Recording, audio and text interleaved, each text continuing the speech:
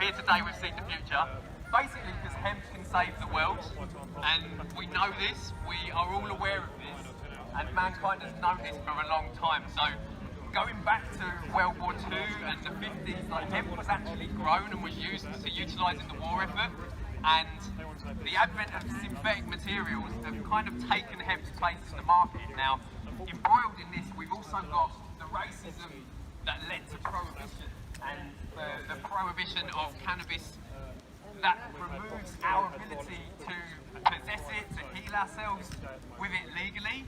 And unfortunately, hemp has got caught up in this, and to this day, you need a license to grow hemp or to cultivate hemp in this country. Now, this includes plants that don't get you high.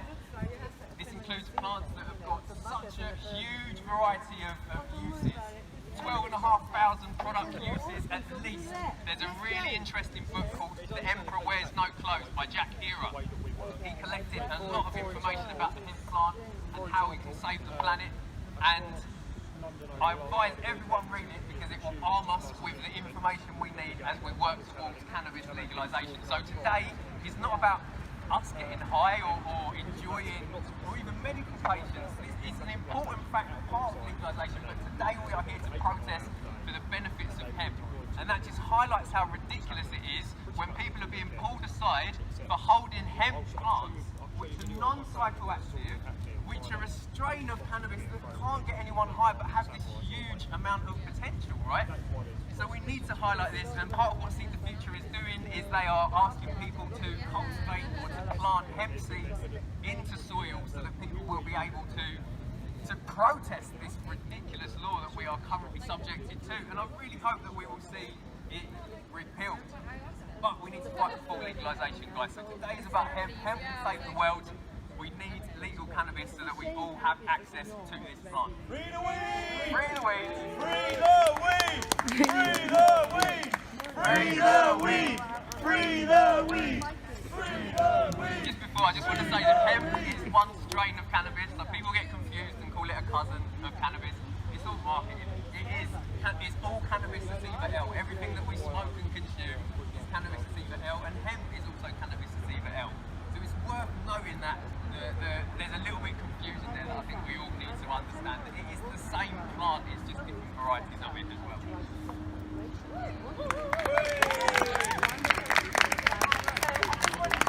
Clarify something as well, is that we are here because the biggest problem is the legislation that is stopping our farmers from growing hemp.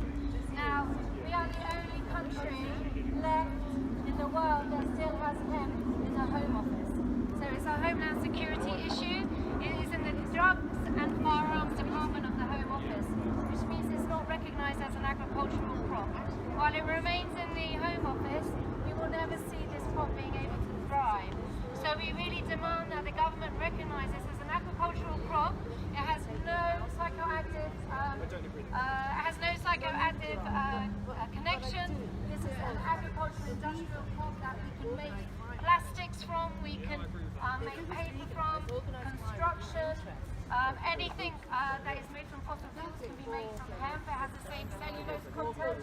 So we really are demanding that the government in a post-Brexit, post-COVID scenario to recognise the economic, financial and environmental benefits of this plant. This plant has been politicised since the 1930s. We can grow it under a Home Office licence, but this is not served as an agricultural crop. Secondly, in 2007, the THC levels here in the country are 0.3% THC. In 2010, they were reduced to 0.2% THC.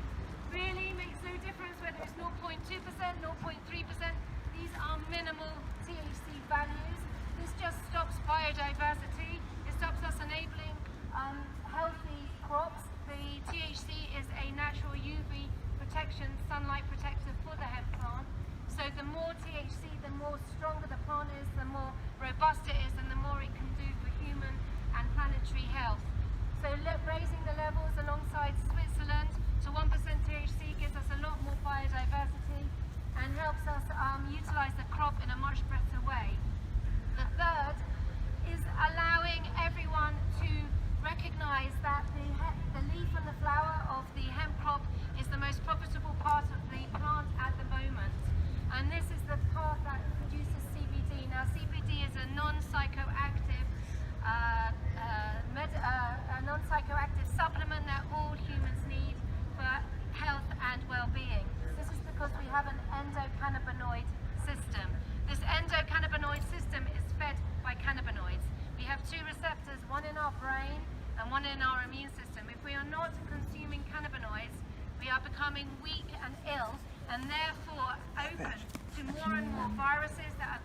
on my foot or something underneath my foot. I'll keep it here. And viruses that are Cheers. seriously attacking our immune systems because of our planetary and human health. What we need to do is be boosting our immune systems, boosting our planetary and environmental health, and we can do this from the hemp plant. In 1937, when hemp was grown all over the world, in fact the first 4 presidents of the United States were all hemp farmers, because hemp was an incredibly lucrative crop. The planet was in health, and so was humans. And we are seeing now a huge decrease in human and planetary and environmental health. We need to come back to the hemp crop. We need and demand that the government recognise the importance of hemp for a local and circular economy, to boost local economies, to allow the domestic markets to thrive, and in order to do that, to give us access to the hemp and leaf, so that we can, to the flower and the leaf, so that we can really utilise this plant fully. So we really demand the government take these 3 points and change legislation to allow future generations to have a thriving thriving planet into the future. This is a really important moment in history as we really look at the state of our planet and the state of our human health, and recognise that some of the solutions are already out there, and hemp is a really viable solution for the future health and well-being of this planet. Thank you. We also urge you to join the BHA, the British Hemp Alliance, is coming together to really demand this. There's ways we can do this. We're doing this with an APPG. We're doing it on a governmental level, but to be honest with you, this is long.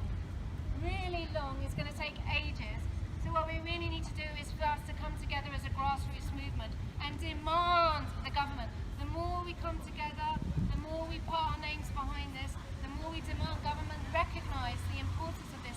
In 2018, even America recognised it, and they had the strictest legislations on it, and they came out with a hemp farm bill, and now we are seeing a massive renaissance of hemp growing in the States, massive innovation in R&D and technology and manufacturing.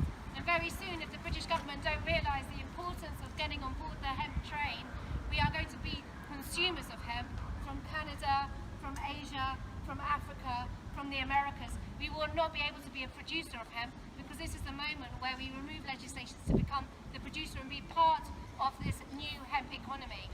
By not allowing us to actually try it, to removing those barriers to growth and having a free market economy, then we are only going to be producers of this crop, consumers of this crop, and not producers. It is essential that Britain becomes a hemp leader in Europe, and this is our time to actually, now we're out of Europe, to actually become a hemp leader by removing those barriers that are stopping the hemp industry from thriving. So please join the British Hemp Alliance. Please get involved in a lot of the organisations that are pushing for this, because only together are we stronger and will our voices be heard. Thank you very much.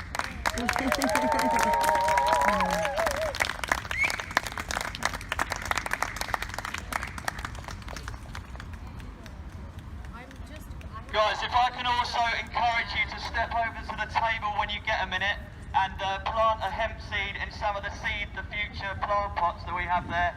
If you can, take a picture, remember, hashtag Seed the Future, add it to your Instagram page. This will all just help with the marketing and the messaging. It's the brand and marketing shit coming out in me that's a bit of a nightmare, but I know what I'm doing, so please go over to the table, plant a hemp seed, tag it, share it, show it to all of your friends, take it home, let it grow. Let it grow. Let it grow! Let it grow! Let it grow! Let it grow! Let it grow! But you're going to have to do better than that. Come on, guys.